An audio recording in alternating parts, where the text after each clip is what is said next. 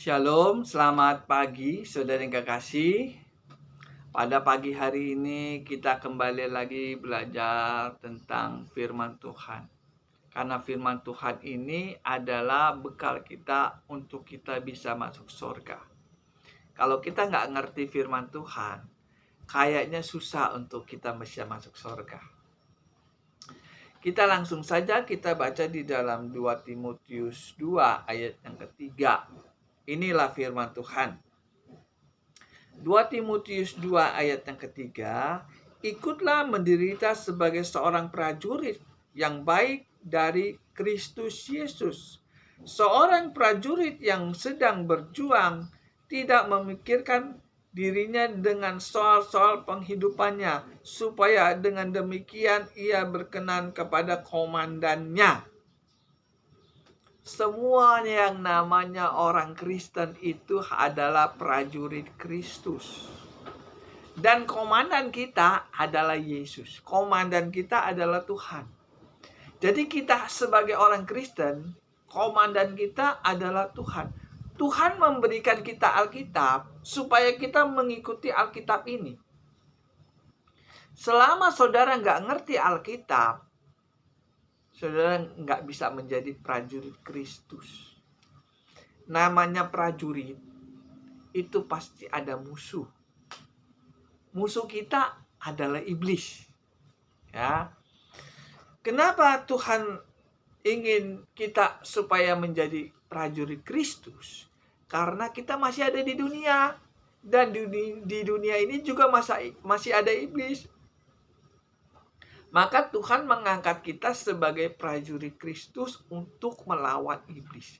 Jadi kalau setelah kita menjadi orang Kristen, setelah kita percaya Yesus sebagai Tuhan, kita nggak sebagai menjadi bos, nyantai-nyantai. Nggak. Setelah saudara percaya Yesus sebagai Tuhan, maka saudara harus menjadi prajurit Kristus. Saudara harus mendengar petunjuk Tuhan. Supaya apa? Supaya saudara bisa melawan iblis. Kenapa Tuhan suruh kita melawan iblis? Karena iblis ingin mengambil keselamatan yang sudah saudara dapatkan. Semua orang Kristen sudah mendapatkan keselamatan.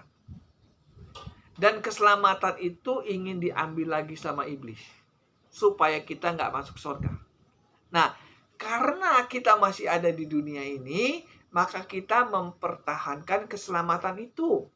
Dan keselamatan itu harus kita jaga. Kalau nggak dijaga, maka keselamatan itu akan diambil oleh iblis. Makanya Tuhan mengangkat kita sebagai prajurit Kristus. Tapi sayang banyak orang Kristen nggak ngerti masalah ini. Mereka sangka kalau sudah percaya Yesus pasti masuk surga. Betul kalau dia langsung mati. Kalau dia belum mati, maka keselamatan yang sudah Tuhan berikan kepada kita diambil kembali sama iblis. Kita baca 1 Petrus 5 ayat yang ke-8. Ini dasarnya kita menjadi prajurit Kristus. 1 Petrus 5 ayat yang ke-8. Sadarlah dan berjaga-jagalah, lawanmu si iblis berkeliling sama seperti singa yang mengaung-ngaung dan mencari orang yang dapat ditelannya. Lawanlah dia dengan iman yang teguh, sebab kamu tahu bahwa semua saudaramu di seluruh dunia menanggung penderitaan yang sama. Sadarlah dan berjagalah, lawanmu si iblis.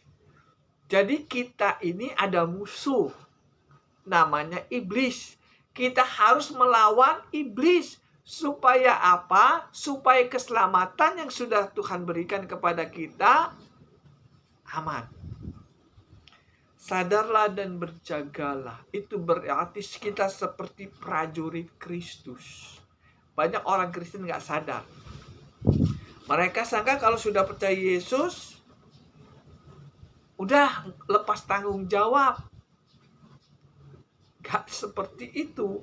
Nah, yang namanya orang Kristen kalau sudah percaya Yesus, dia harus menjadi prajurit Kristus. Kalau saudara nggak mau jadi prajurit Kristus, maka saudara akan ditelan oleh iblis. Makanya ada lagu mengatakan, sebab peperangan kita bukan melawan darah dan daging. Sebab peperangan kita melawan penguasa di udara. Kenakanlah senjata Allah supaya kamu dapat melawan tipu muslihat iblis. Sebab itu ambillah selengkap senjata Allah, lawan dan hancurkan musuhmu, berperang sebagai laskar Allah, kibarkan panji kemenanganmu. Sebab itu ambillah selengkap senjata Allah, lawan dan hancurkan musuhmu, berperang sebagai laskar Allah, kibarkan panji kemenanganmu. Inilah kita sebagai prajurit Kristus sedang berperang melawan penghulu-penghulu udara. Lawanlah dia dengan senjata Allah. Apa senjata Allah? Firman. Kalau saudara nggak ngerti kebenaran firman Tuhan, maka saudara nggak bisa melawan iblis. Selama saudara nggak ngerti Alkitab, maka saudara akan kalah dengan iblis. Senjata Allah itu firman Tuhan. Makanya saya sebagai prajurit, saya ingin memberitakan kebenaran firman Tuhan. Saya ingin membagikan senjata-senjata Allah supaya saudara bisa melawan iblis. Saudara yang kekasih, saya ingin berbicara tentang gereja. Saudara datang ke gereja ini tujuannya untuk apa? Saudara datang ke gereja, inti saudara datang ke gereja ini adalah untuk mendapatkan keselamatan. Inti saudara datang ke gereja ini ingin mendapatkan surga setelah mati. Betul nggak? Saudara datang ke gereja, saudara percaya Yesus sebagai Tuhan, intinya untuk apa? Untuk kalau saudara mati masuk surga. Betul nggak? Jadi kalau saudara ke gereja itu tujuan utama yaitu ingin mendapatkan keselamatan. Saudara yang kekasih, apa itu gereja? Banyak orang Kristen dengar gereja tapi nggak tahu itu gereja. Apa fungsi gereja itu? Saya sebagai prajurit Kristus ingin menerangkan masalah ini. Karena ini sangat penting. Gereja itu bukan punya pendeta. Gereja itu punya Tuhan. Ya, gereja itu punya Tuhan. Pendeta itu hanya sebagai pembantunya Tuhan. Namanya hamba Tuhan berarti pembantunya Tuhan. Berarti gereja itu bukan punya pendeta, bukan punya hamba Tuhan, tetapi yang punya adalah Tuhan. Di dalam gereja itu ada hamba Tuhan. Berarti hamba Tuhan itu bukan yang punya gereja, yang punya gereja itu adalah Tuhan. Pendeta hanya sebagai pembantu. Ini banyak orang nggak sadar. Mereka sangka kalau gereja itu punya pendeta. Bukan. Gereja itu punya Tuhan. Pendeta hanya pembantu. Kalau pendeta itu hanya pembantu, maka dia harus mengikuti petunjuk yang punya gereja. Betul nggak? Ya, saya ingin katakan sekali, apa sih itu gereja? Gereja itu adalah, dalam bahasa aslinya, itu adalah eklesia. Gereja itu dalam bahasa aslinya eklesia. Artinya orang-orang yang dipanggil keluar dari dosa. Saya ulangin lagi. Gereja itu bahasa aslinya ada eklesia, artinya orang-orang yang keluar dari dosa. Jadi gereja itu adalah kumpulan orang yang nggak mau melakukan dosa. Pendetanya nggak mau melakukan dosa lagi. Jemaatnya nggak mau melakukan dosa lagi. Itu yang namanya gereja. Kalau pendetanya masih melakukan dosa, jemaatnya masih melakukan dosa, itu namanya bukan gereja. itu namanya sarang mafia, sarang setan. Kalau pendetanya masih melakukan dosa, jemaatnya melakukan dosa, itu yang dinamanya gereja setan. Kalau namanya gereja Tuhan, itu pendetanya nggak mau melakukan dosa lagi, jemaatnya pun nggak melakukan dosa lagi. Itu yang dinamanya gereja Tuhan. Gereja Tuhan mengikuti aturan Tuhan. Gereja setan mengikuti aturan setan. Gereja Tuhan tidak melakukan dosa lagi. Gereja setan sarang mafia. Di akhir zaman ini, gereja setan lebih banyak daripada gereja Tuhan. Saya harus tegas ini mengatakan, karena saya sebagai prajurit Kristus nggak bisa main-main masalah ini. Gereja sekarang ini fungsinya sudah berubah dari gereja Tuhan menjadi gereja setan. Gereja setan adalah sarang mafia. Kenapa banyak orang Kristen kecewa sama gereja? Kenapa orang Kristen banyak kecewa sama pendetanya? Karena pendetanya mafia. Saya harus ngomong apa adanya, karena saya juga merasakan. Kasar ngomongnya dijolimi sama pendeta. Saya punya perasaan, saudara yang kekasih. Saya punya pikiran. Jadi saya bisa menilai apakah ini gereja Tuhan, apakah ini gereja setan. Kalau gereja setan dipimpin oleh hamba setan. Kalau gereja Tuhan dipimpin oleh hamba Tuhan. Hamba Tuhan mengikuti perintah Tuhan. Hamba iblis mengikuti perintah iblis. Gereja setan dan gereja iblis itu berbeda. Saudara yang kekasih, apa sih fungsi kita bergereja? Tuhan buat gereja untuk apa? Ada fungsinya, saudara yang kekasih. Saudara baca 2 Korintus 11 ayat pertama dan kedua. Ini fungsi gereja. Ya. 2 Korintus 11 ayat pertama. Alangkah baiknya jika kamu sabar terhadap kebodohanku yang kecil itu. Memang kamu sabar terhadap aku, sebab aku cemburu kepada kamu dengan cemburu ilahi, karena aku telah mempertunangkan kamu kepada suatu laki-laki untuk membawa kamu sebagai perawan suci kepada Kristus. Ini Rasul Paulus mengatakan, aku mempertunangkan kamu dengan Kristus.